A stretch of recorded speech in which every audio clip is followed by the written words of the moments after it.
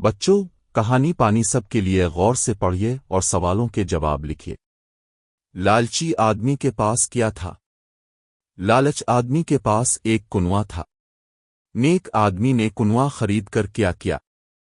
का आदमी ने पानी सबके लिए मुफ्त कर दिया।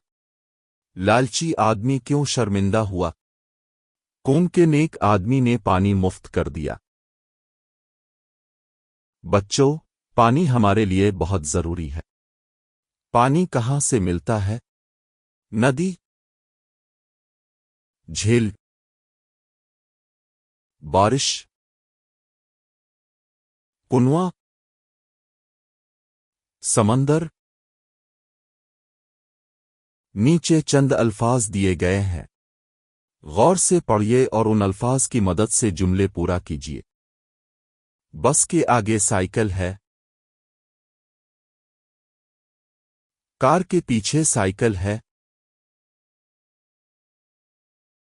गिलास में पानी ज्यादा है।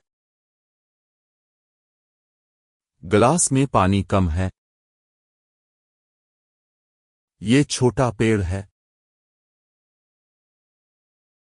ये बड़ा पेड़ है। बच्चों, पानी अनमोल है। हम पानी से क्या क्या करते हैं? इशारों की मदद से जुमले तैयार कीजिए। पानी से कपड़ा धोती है। पानी से खाना पकाती है। पानी से नहाता है। पानी से सफाई करता है।